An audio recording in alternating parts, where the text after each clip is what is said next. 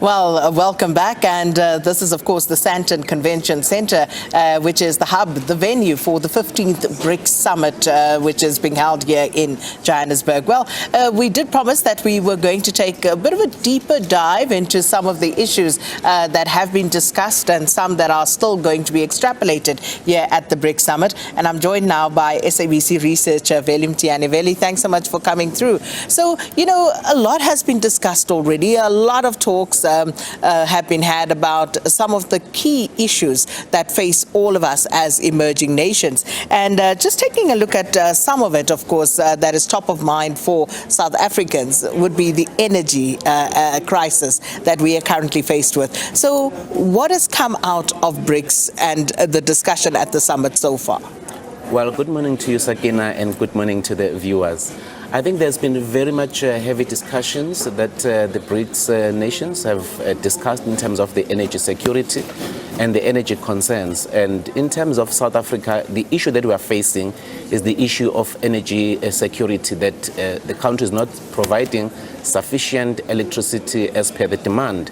So one of the things that the Minister of Minerals and Energy and Resources tabled, he said that when he had a discussion with his Chinese counterpart, was that South Africa needed to make sure that before they move into the renewables, they make sure that they are strengthening the supply of the renewables before they can let go of coal.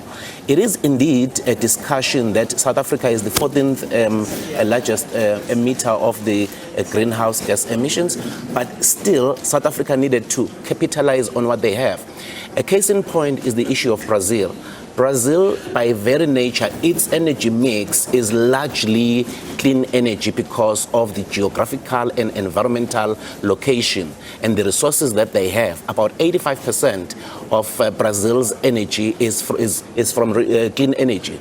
Now, if you look into that, basically 65% of that is hydro energy. They've got large rivers in Brazil, so they are capitalizing on what they have as a country. That's number one. And number two, they're also capitalizing on the wind energy, which is the second largest source of their energy power.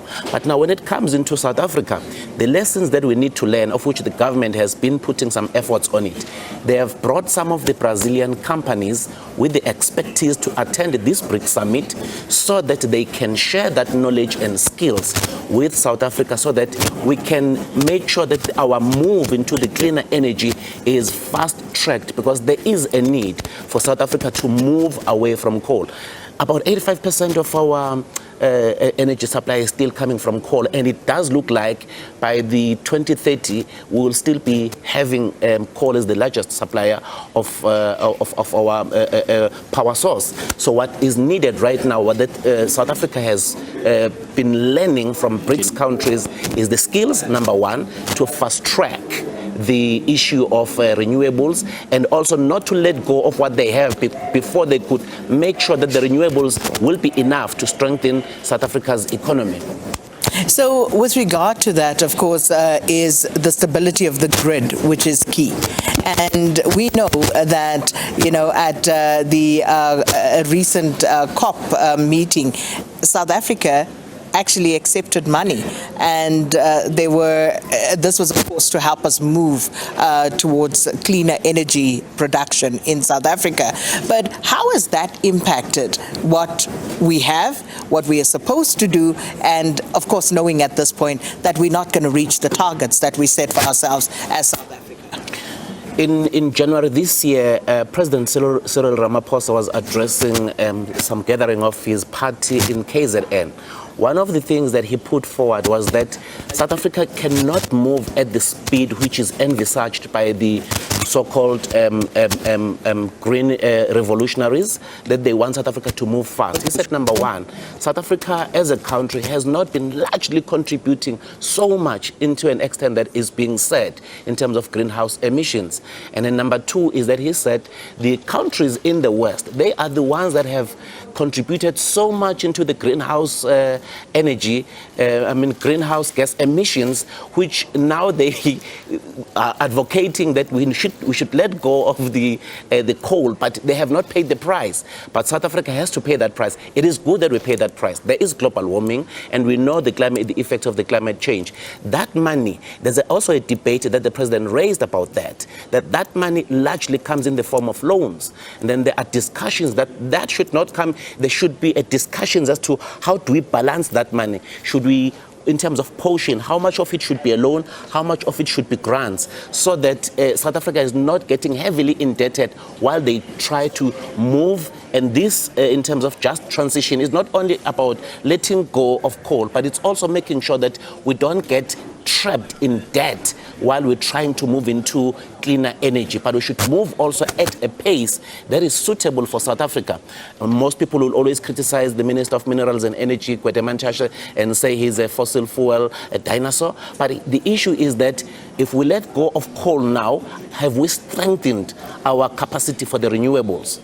Do we even have the capacity to onboard what is being produced by those in the renewable space? There's a lot of work that still needs to be done. One of the issues that was discussed is the issue of transmission, is that while it is all well and good that there is more generation that is being brought and in the next few years, but the issue of transmission has not been sufficiently dealt with.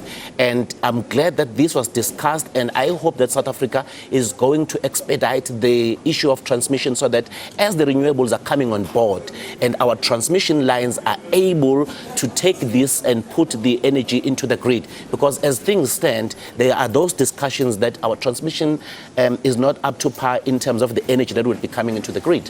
Yeah, I think, fun fact, the developed nations have actually spent more, like record numbers in terms of the expenditure, in terms of the export that we have had, not just us, but others exporting fossil fuels for the past financial year. So that's very interesting. But speaking and staying on the feet for a little while, you know, it's not just about the energy sector, but it's about the decarbonization of the entire value chain for manufacturing. So, Veli, what I'm going to do is we're going to go to a break, and then we'll come back and we'll pick up on this. Also, the whole question around the de-dollarization. There's a lot to talk about in terms of what has emerged here. Veli Mthiyane is our researcher here at the SABC, so we'll have more opportunity throughout to discuss some of the issues that have been tackled here at BRICS.